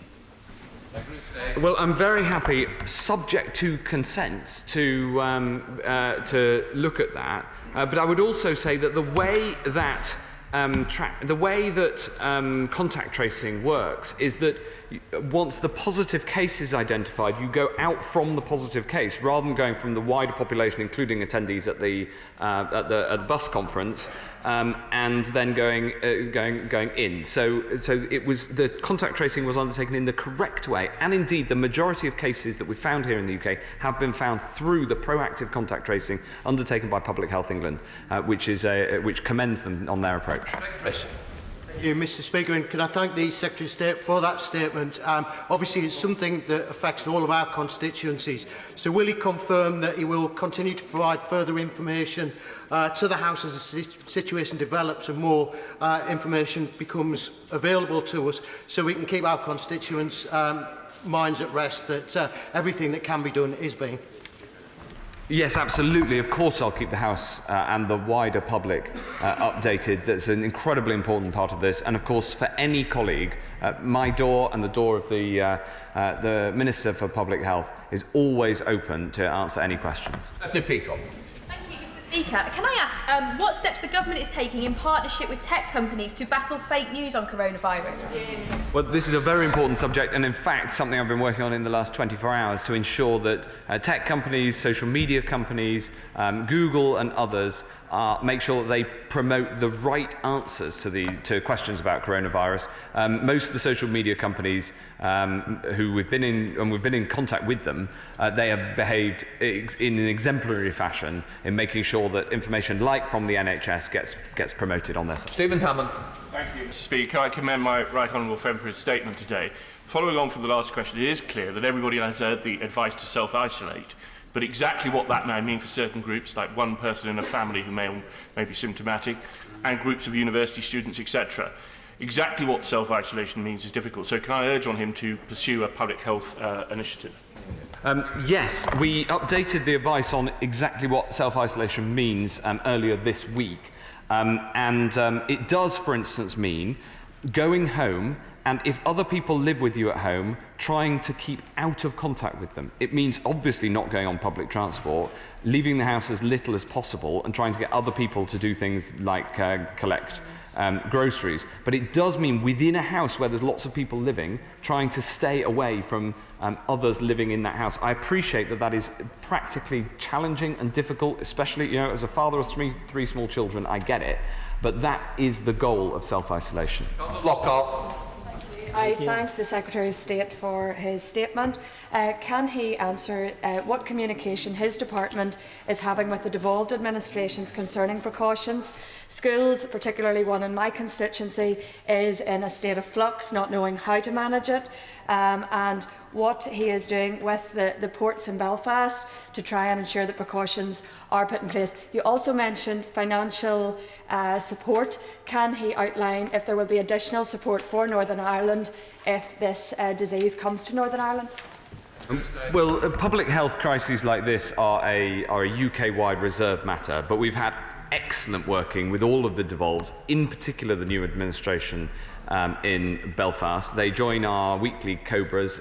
We'll have a Cobra this afternoon at which they will be present.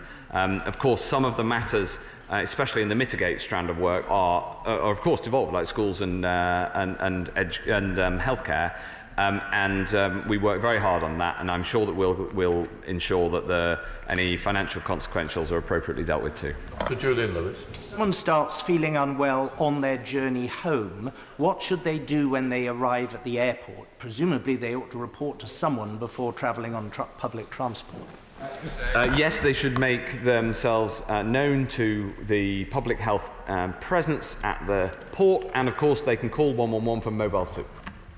Hilary Benn. Thank you very much, Mr. Speaker. Further to the answer that the Secretary of State gave a moment ago to the Honourable Member for Wimbledon, we've heard what he said about the person who is self-isolating, keeping away from other family members.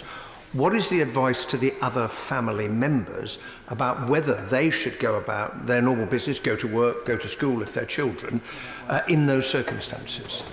Other family members who are asymptomatic should go about their normal business in the normal way. It's those who have tested positively who should self-isolate. Henry Smith. Thank you, Mr. Speaker. The Health Secretary is absolutely right that containment of COVID-19 is very important. So in that vein, will he keep under review isolation facilities being made available at London Gatwick Airport, which of course has many flights to and from both Asia and Europe? Yes, of course. It would be the obvious next step. I won't confirm that. We don't need it yet, but that's all part of the plan. Kevin Bradman. Thank you, Mr. Speaker. The Irish authorities have already advised the Irish Rugby Football Union to call off the Six Nations game against Italy, which indeed obviously affects the North as it's an all-island team as well. And England are due to play Italy in the Six Nations in a few weeks' time. What discussions has the Secretary of State had with his colleagues in DCMS and with the sporting authorities about advising what to do in relation to the Six Nations Championships and other sporting events? Well, obviously DCMS are involved in the cross-government decision-making on these things. Our goal is to minimise social disruption, of which this is an important part for any rugby fan, subject to keeping the public safe. These are difficult balances to strike sometimes, and I'll be discussing it with the new Secretary of State at DCMS. Bretley. Thank my right honourable friend for what he has said, particularly in relation to schools. He may be aware that a school in my constituency has closed as a precautionary measure after students returned from northern Italy. Could I ask that my right honourable friend contact both myself and the school to reassure the parents and the staff members? So I'd be very happy to discuss with her the specific case, either me or the minister. I am looking into this specific example. There are a small number of schools that have taken that step. I understand why they do, and it's of course a decision for the head taking into account local factors. But we're putting in place, through the regional schools commissioners, the structures to be able to ensure that every school can get the advice that they need. But in the first instance, every school should go to the website because there's a huge amount of advice on there. Olivia Blake. Thank you, Mr. Speaker.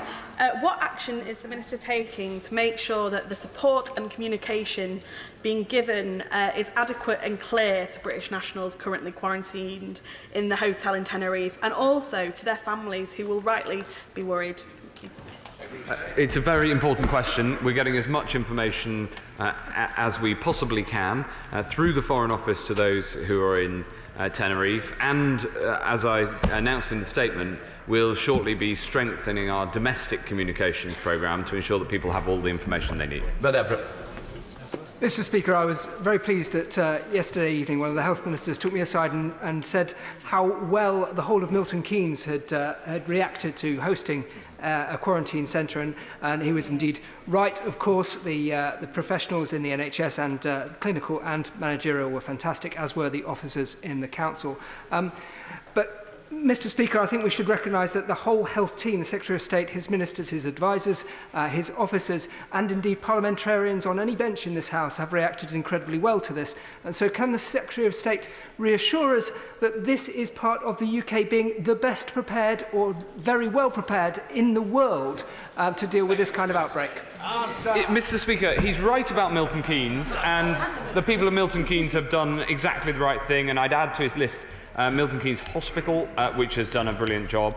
I'd also add to his list that he was complimenting more broadly the media, who have largely, in very large part, responded in an incredibly responsible way to what is a very big story. And I would just say this, that we have, of course, detailed operational plans for dealing with this, including if it gets much worse. And those plans have been worked on, are being updated for all the information that we get.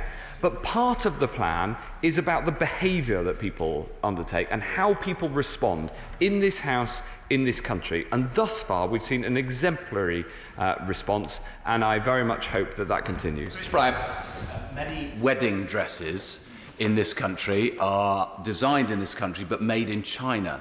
And wedding dress companies in the UK, including in my own constituency, have found it really difficult because the factories have been closed in China, and they're now suffering. Having married many women in my time, when I was a vicar, I'm aware that this is very time sensitive. And there's a real danger to many of these businesses that they're going to suffer enormous financial loss, let alone to the families. So I just wonder whether he could chase up replies from ministers in other departments to make sure that there's some kind of financial support to these companies. Well, he raises an important point, and through the medium of the wedding dress makes actually a much broader point, which is that a huge amount of things are made in China, and this is true also of drugs and pharmaceuticals, and right across the board, especially clothing. And this virus and the impact on China will have an impact here through those supply chain problems. I'm working with the Treasury on the appropriate response to that, and containing the virus will obviously have health benefits, but it'll have economic benefits too. Tracy Craig. Speaker, the Honourable Gentleman for Cardiff West sort of nicked my question in terms of the number of sporting events that have been cancelled around the world, which I know the Secretary of State will be aware of.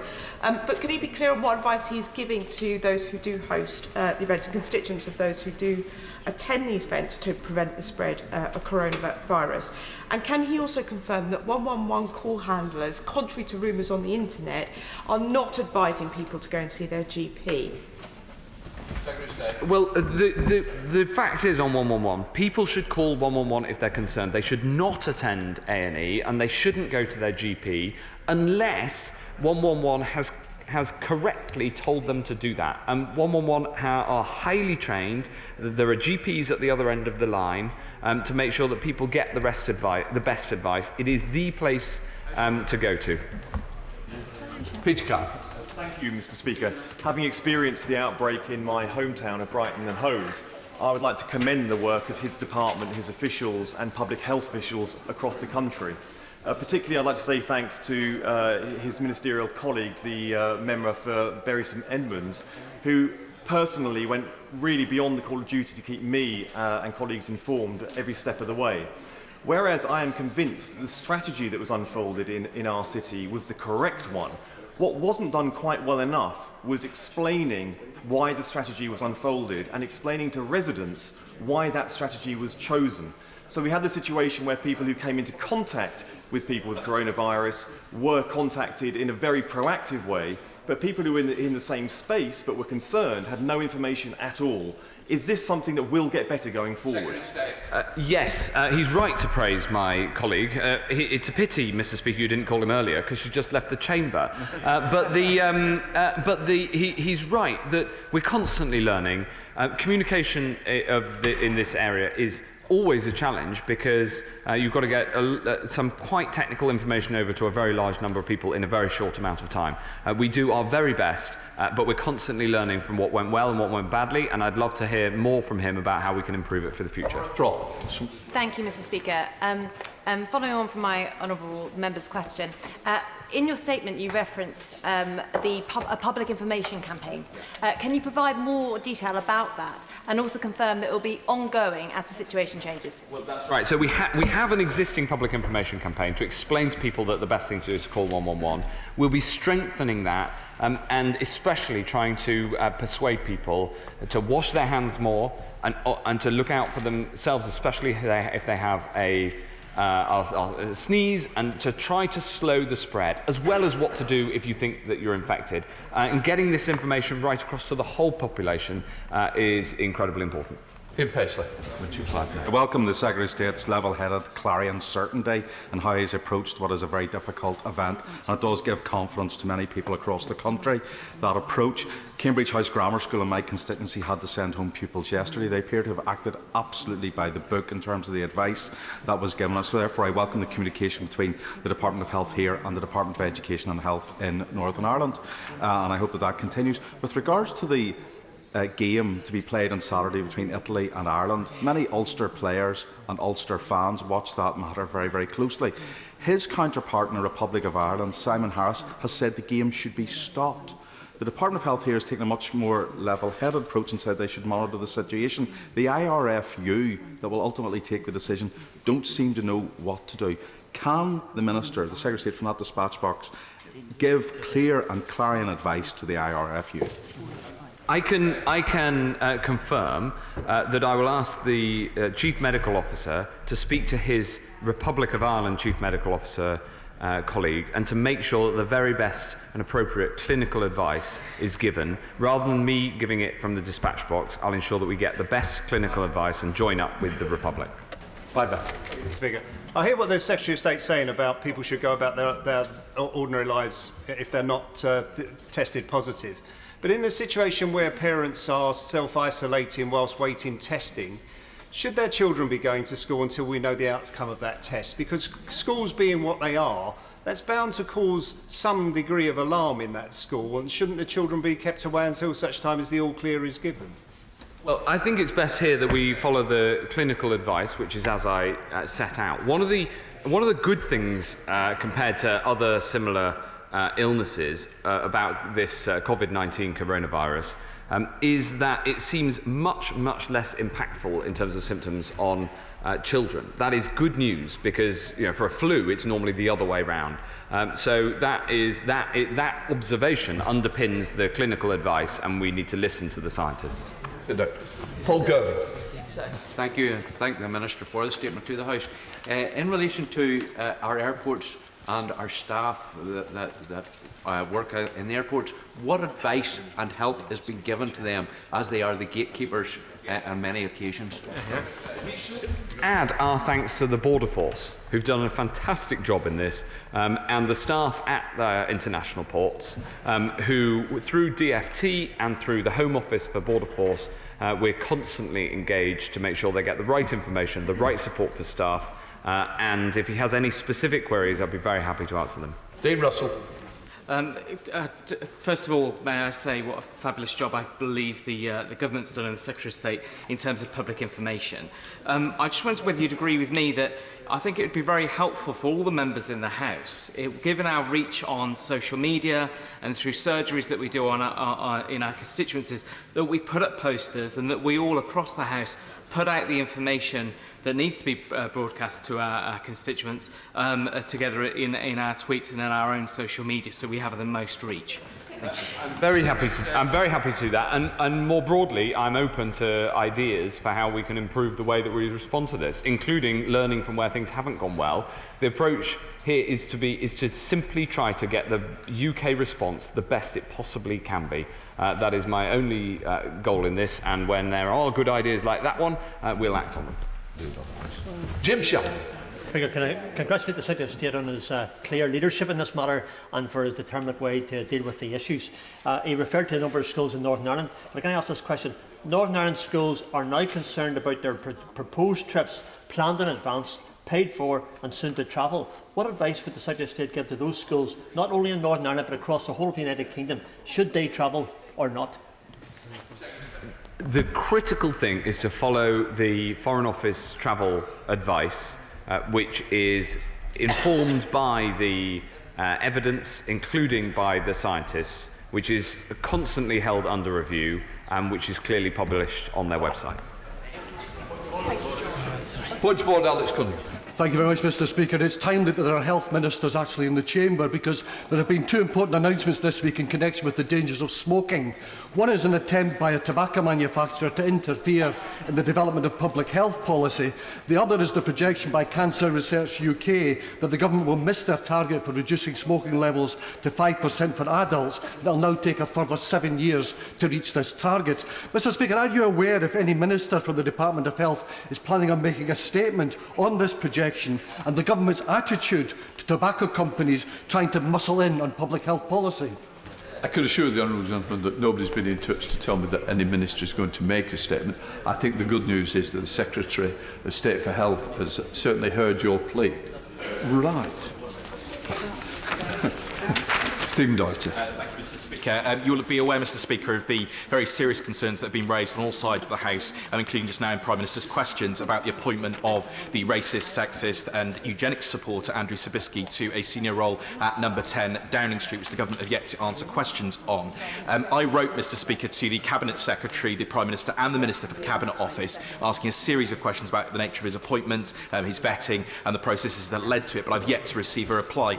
So first, Mr. Speaker, do you know how I can encourage the government to respond respond urgently to those concerns, which I think are in the national interest and the interest of the House to know. But secondly, the Prime Minister today laid a written statement about the Security and Defence Review, and it's been alleged to me, Mr Speaker, that Mr Sabisky was employed to specifically advise on that review. The Prime Minister seemed to suggest we were going to have an oral statement on that soon to come. Could he tell me, has he had any notice of when the Prime Minister intends to come and answer questions, including who is advising on this very important review? I thank the Honourable Member for giving me notice of that. What I would say is I'm not responsible for ministers and their answers. What I would say is I think government responses, members had the courtesy of having early replies. What I would say is I'm sure that he knows that if we use the table office, they will use their best endeavours to certainly help. And I certainly know that the Honourable Member will not give up that easily. So I'm sure that on the benches that will have been heard, and that my advice will be get some replies quickly. Now can I come Bell Riviero Adam? Speaker. On Monday, the Home Secretary